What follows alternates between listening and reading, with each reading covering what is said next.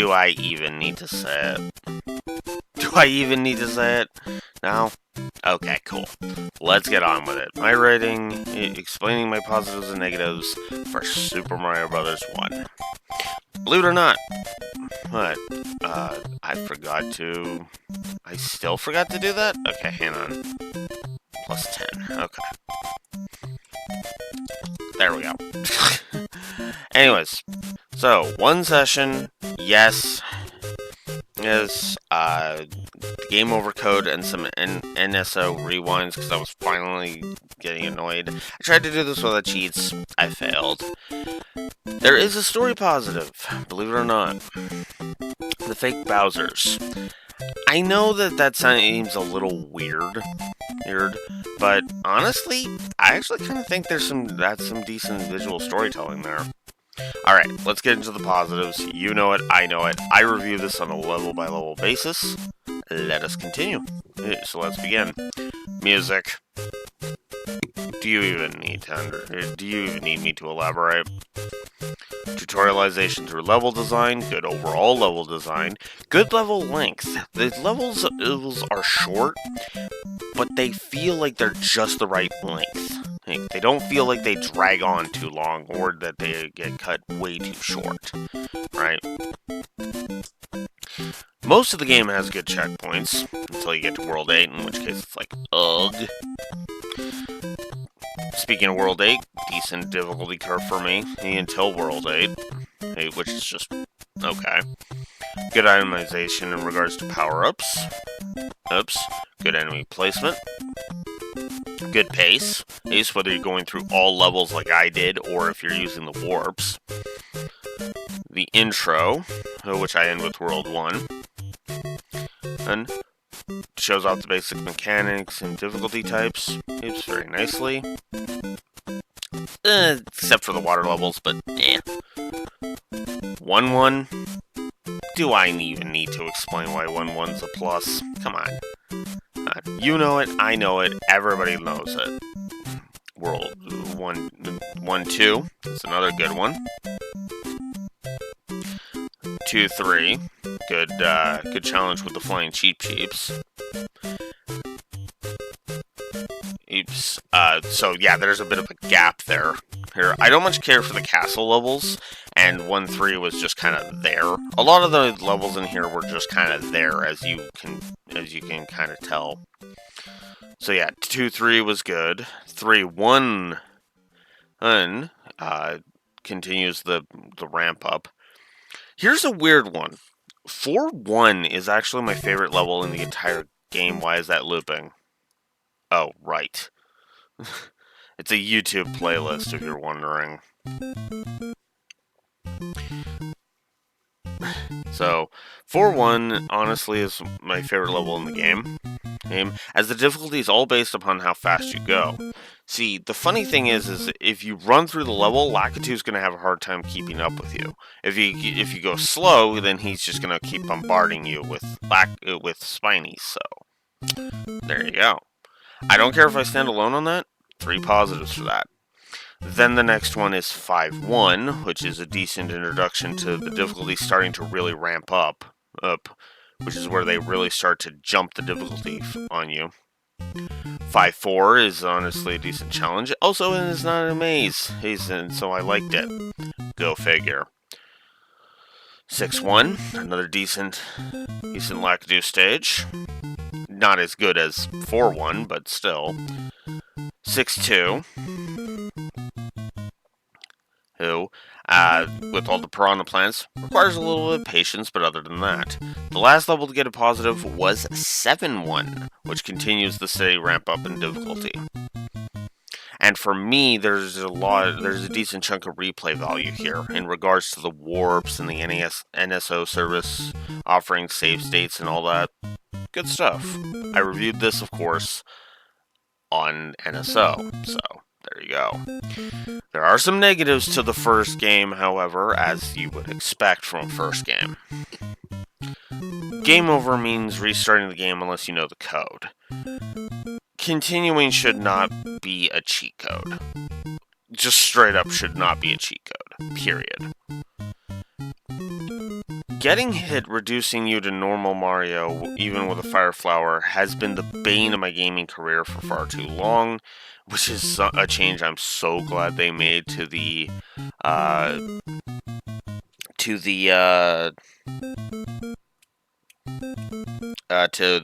English version of Mario 3. The underwater levels are the bane of my existence. I really don't like them. Hate them. If you don't have a Fire Flower, you are defenseless, and there are 0 power-ups in these stages. So, it might seem a little harsh, but yeah, triple negative for that. Then we got some level negatives. 4-4 is the first, but sadly not the last of the puzzle stages for the castles, and I am not a fan. 7. Then the negatives just kind of stalled out until 7-3, because 7-3 felt cheap, no pun intended, because it's a cheap stage, and it just kind of felt a little felt unfair with how aggressive they are with the cheaps.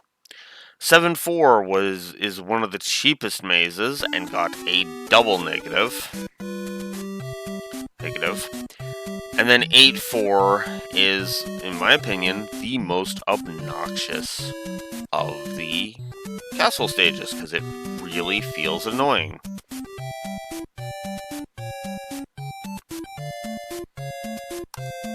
So, that's it. That's Mario 1, ladies and gentlemen.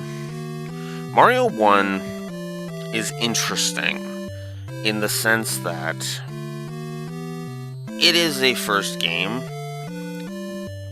And I know I only spent 7 minutes going through this, but it's Mario 1. What do you expect from me? Hey, everybody knows Mario 1. Everybody knows the foibles and the faults of Mario 1. And there's no reason to harp on them or waste much time.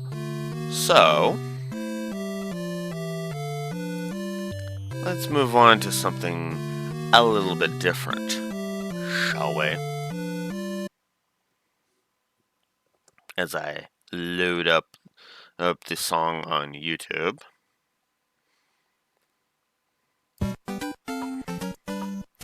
Oh, you know what that means, what that's all about. Hang on.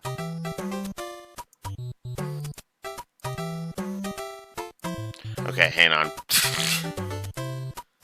I have the music, but I don't has the thing. No! Here, look at my Spotify for a second. There we go. There we go. Oh. Okay. Let's try this again. Shall we? Mario 3. Alright, so... Wow, I did not... Oh my god. Alex, you are terrible. So Mario 3 had me go through... Had only one session, like Mario 1, with absolutely no cheats this time, not even rewinds. Ends with 13 and 2, so yeah. Which, this one's a hell of a jump, because this one had my highest gameplay score of plus 107. I don't think anything's going to top this in terms of the gameplay score ever, but here we go. So there were these ones.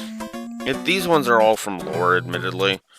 The visual storytelling, the visual continuity, and the sprite and brickwork, which I combined into one because, yeah, I feel like it's better to just do that as a package, because I don't think they're as good as...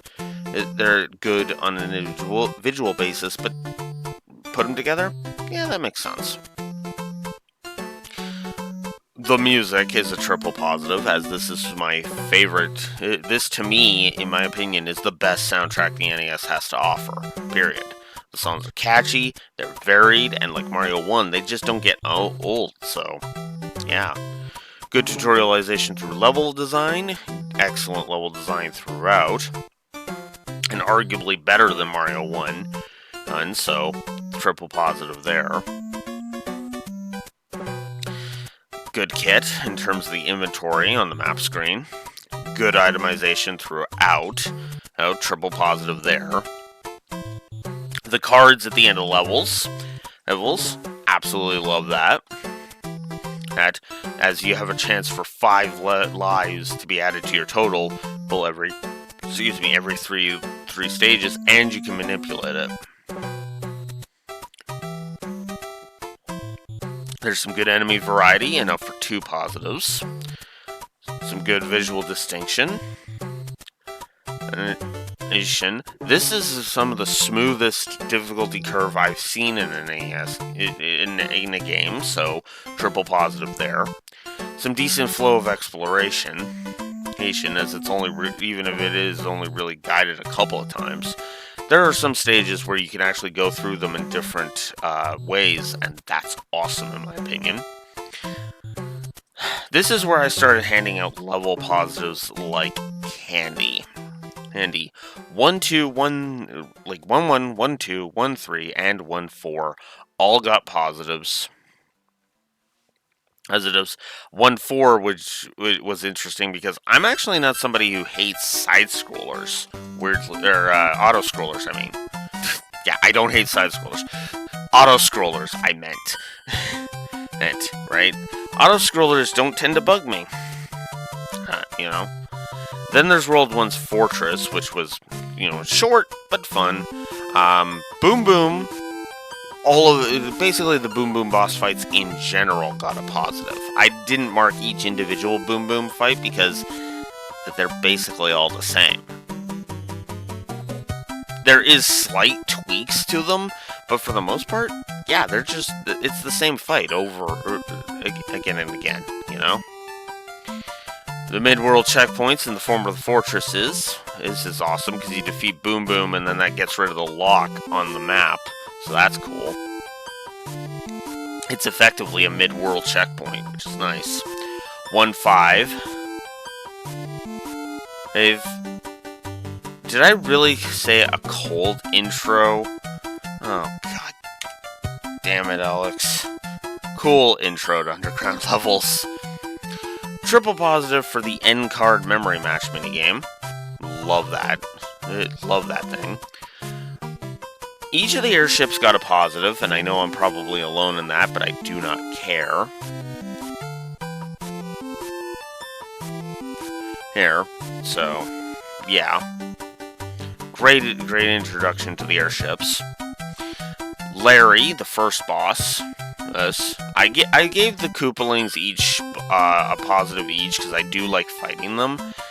In many ways, it feels like it's the same fight, but there's way more variance to the Koopalings than, well, I shouldn't say way more, but there's more variance between the Koopalings and Boom Boom that I feel it warranted judging them on an individual basis.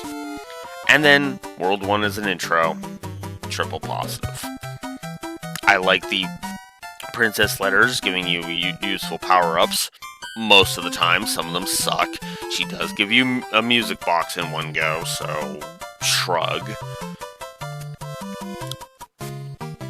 2-1, good intro to World 2. I liked World 2's Fortress. 2-3 was a good, fun, fast-paced level. The Sun level, another good one. 2-4, 2-5, 2-4 and 2-5, good stuff.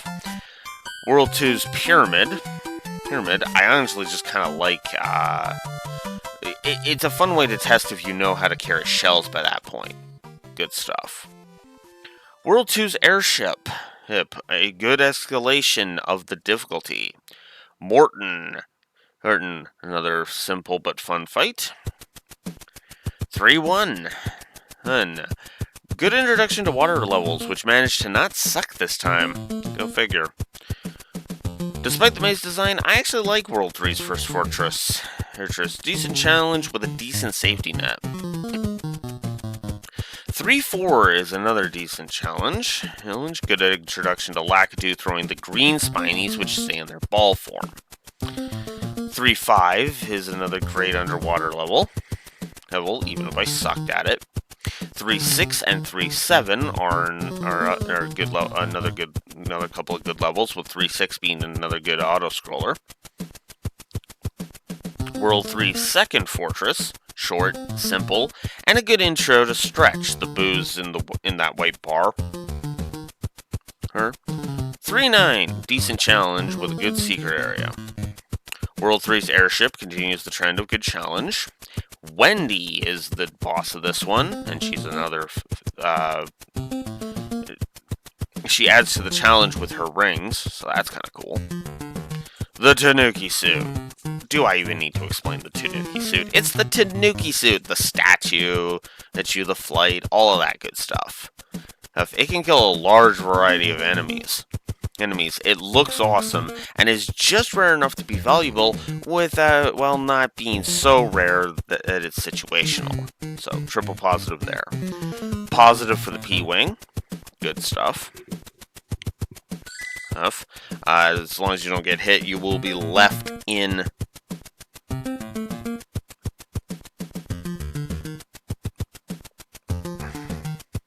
You'll be left in Raccoon Mario, and oh my god, there's so much crap interrupting me.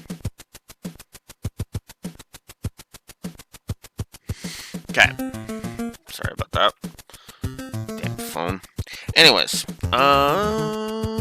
where was I? Ah, yes. So, 4-1, great introduction to the gimmick of World 4, which is, of course, giant, everything being big, which is awesome. 4-3, good introduction to the Sledge Brothers, others, the Big Hammer Brothers, others, before becoming a good underground level. I like the World 4's first fortress. Sure, I was taking a lot of hits, but 4-5 was fun. And I kind of like the gimmick of 4-6. Are you sick of the huge enemy thing? There are doors for that. So, the second fortress in World 4 has multiple routes, so that's another good one. The flames in World 4's airship are tricky to dodge, and to me, that makes that airship fun as hell to go through. And then Iggy, another fun boss fight. 5-1. And it's another gimmick with 2 exits, one of which is a secret, and honestly, I think that's kind of awesome. Awesome. If a bit bullshit on trying to get said secret exit. 5-2 is once again a basic but fun level with multiple paths. World 5's first fortress is simple, multiple pathways. I'm noticing a trend here. And above all else, hey, it's optional. Do you want that checkpoint that lets you skip 5, 1, and 2 if you get a game over? There it is. So, yeah. And it's a skip right to the thingy. So 5-3 shows off Goomba Shoo. Who? I gave it a plus just for that, because that's such a memorable sequence. 5-5, good challenge, and has a good reward if you can find the secret. I like the challenging platforming you do in World 5's second fortress. 5-9 used to be one of my favorite levels, but now I'm just impressed.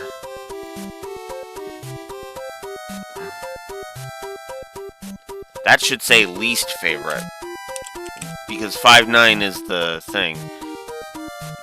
And now I'm just impressed by the technical marvel that it is, and on top of that, it's a fun and fair challenge. World 5's airship may be a bullet hell, but honestly, it's a fair bullet hell, so cool. Roy, he may shake the ground, but it's easy enough to jump in time to his jumps, so that's good. Another string of good levels, hills in World 6, everybody's least favorite world. 6-1 and 6-2. I kind of like that. 6-1 is a great intro to a world that everybody hates, and I think 6-2 is another good side-scroller. Then there's 6-5, which is the one where you have to fly up with a shell to get rid of those munchers. Those are cool. Yeah, that stage is cool. I like it. It's awesome, and it's basically my favorite level in the game. One of my favorite levels in the game. Triple positive for the Hammer Brothers suit. It's rare as hell, but it is so damn useful when you get it, so yeah. 6-7, another good auto-scroller. World 6's second fortress kinda sucks, unless you have the Hammer Brothers suit, which is gettable, at most 2 to 3 stages prior to that. 6-8 was a good break from the ice physics. World 6's third and final fortress is fun and absolutely is more so with the Hammer Brothers suit. But even without this, it might just be my second favorite fortress in the game. So, 3 positives there. World 6's airship, once again, and Lemmy are once again positives. Then we had a bit of a lull until 7-4, which was honestly another good level, especially if you get the frog suit in the Toad House that's nearby. And then the third World 6 fortress is my second favorite, as the first fortress in World 7 is my actual favorite fortress. No enemies, just find the exit. The idea could be expanded on, would be expanded on for Super Mario World's ghost houses. So, yeah, triple positive there. 7-9. Is another fun maze without the dumb gimmicks that wrecked the last one. World 7's airship is the hardest of the Koopaling airships, and honestly, it is so satisfying to succeed at it. And then Ludwig is a fitting end to the Koopaling battles. Then there's World 8.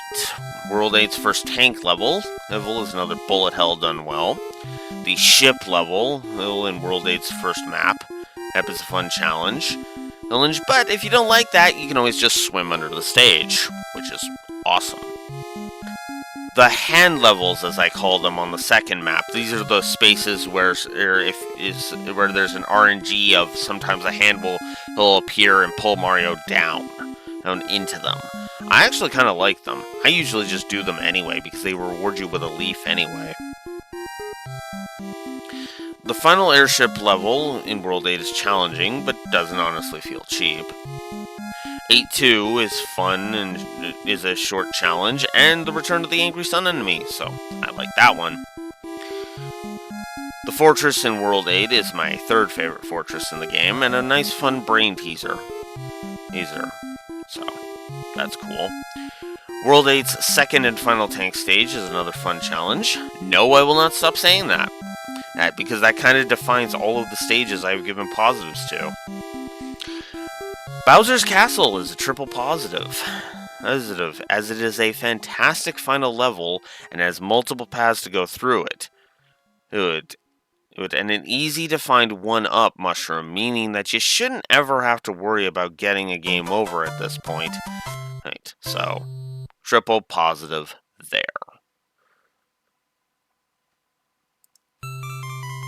Give me a sec, because I want to go over here.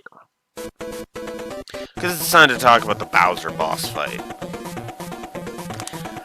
Bowser is the best boss in the game, no question. Multiple ways to fight him, depending on what's left in your inventory, and a wonderful God, apparently I could not speechify that day. Jesus. And a wonderful callback to Mario 1, with the usual way to beat him, namely, a big fall. Triple positive. World 8 as a whole is a great outro, triple checkpoints.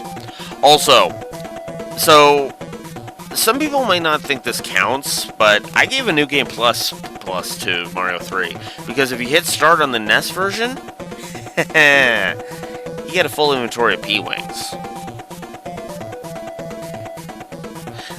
I love how I wrote this. You thought Chrono Trigger was the first New Game Plus? Then what do you call starting the game with an inventory full of P-Wings? That's a New Game Plus if I've ever heard of one. Also, do you even need to ask if I'd replay this game again? So, there are some negatives, some enemies I didn't like Paragoomba and Boss Bass. Yes. 3-8 is my most hated level in the entire game. Triple negative for that. Well, the worst level in it, well, not in the entire game. That's actually 7-7, but 3-8 is really bad. I don't like it. 7-5 is an annoying invisible coin block maze, and 7-7 is my most hated stage in the entire game, as it is an invincibility run with very little room for error, and I really hate that stage with a burning passion. Now, also not a fan of 7-8 with its obnoxious enemy placement. And since the game's been otherwise awesome with that kind of stands out. And then 8-1, which is after the final airship level. Oh god, I hate that stage. It annoys the crap out of me with its enemy placement and the honest spike in difficulty, so a triple negative there. So, yeah.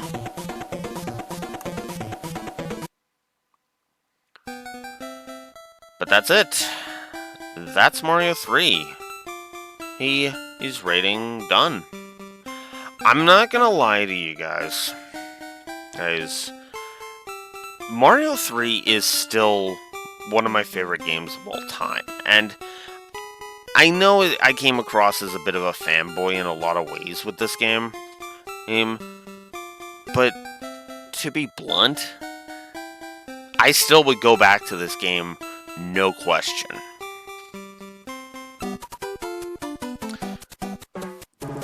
And I mean that sincerely. Of all the Mario games that I would go back to, I feel like Mario 3 is the one that I absolutely would go back to every time. Because Mario 3 feels like an old reliable friend that you could always come back to, right? I love Mario 3. I will forever love Mario 3. And I'm not going to shy away from it. I know I combined Mario 1 and Mario 3, but honestly, I think Classic Mario has a place. There's a reason why Classic Mario has a place in my heart. And true, the thumbnail of this one is just going to be the Mario 3 case again, but I don't mind so much. I might see if I can cobble together a thingy, but regardless, that's it from me. I highly recommend you play Mario 3. It is still a classic, and there is a reason why it is one of the most celebrated games of all time, and even over 30 years later, it still resonates with people. So when you're playing Super Mario Wonder, remember the roots. Until next time, Blue Wolf Alex of the Lore Walkers signing out. Have a good one.